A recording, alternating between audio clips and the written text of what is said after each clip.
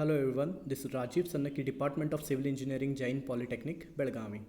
So in the previous lecture, we completed soil and its properties and foundations. So in this lecture, we will be dealing with the second unit, that is stone and brick masonry. So in this lecture, we will be covering two parts, that is lecture number 14 and 15. So the content of this lecture is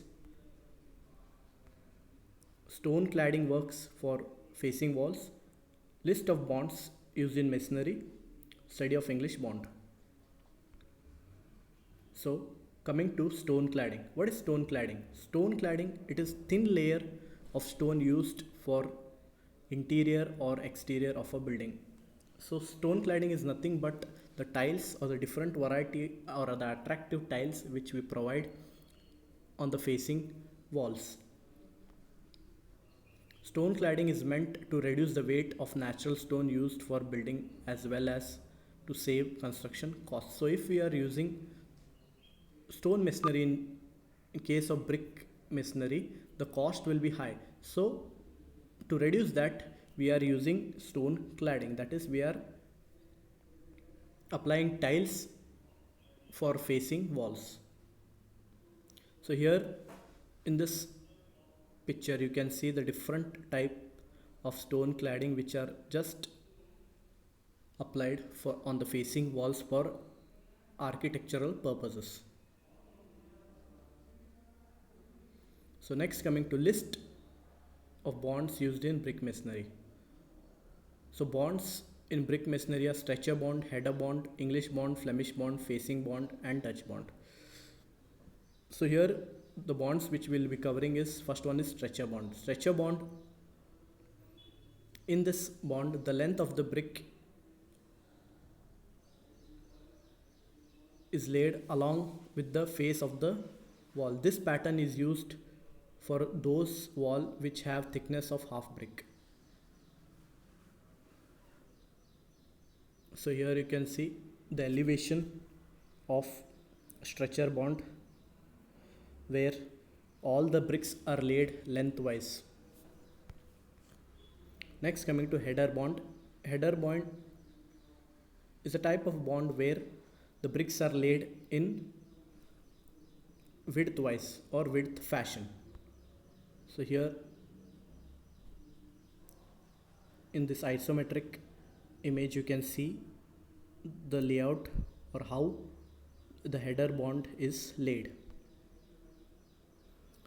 Next, coming to study of English bond. So what is the English bond? It is the most commonly used method. This bond is considered to be the strongest. This bond consists of alternative courses of stretchers and headers. So in header courses we used only header bonds, in stretcher courses we used only stretcher bricks, but in case of English bond both the bonds are used, which makes them strong. Every alternative header come centrally over the joint between two stretchers in a course. So this is the elevation of a English bond where you can see one layer is of header course, the another layer is of stretcher course, where the vertical joints don't meet, they are perpendicular. Now construction of cavity walls. So what are cavity walls? Walls constructed with a cavity in between the wall is known as cavity wall. So this is constructed with the air space. The outer wall is made of brick and faces the outside of the building structure. The inner wall may be constructed of masonry units such as concrete block, structural clay, brick or reinforced concrete. So here you can see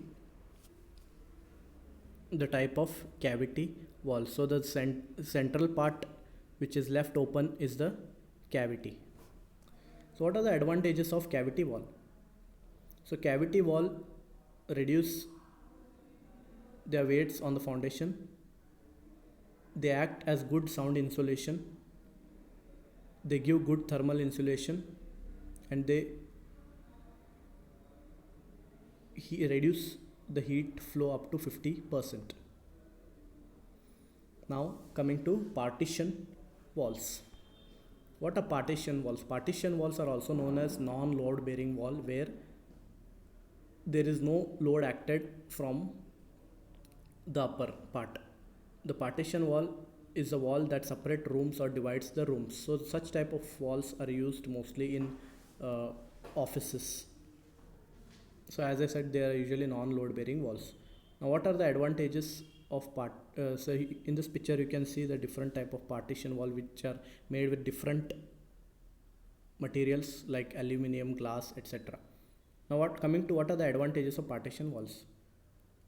They divide the whole area into number of rooms. They provide privacy. They occupy lesser space. They are economical. They are light in weight. And the time for construction of partition wall is very quick. Thank you.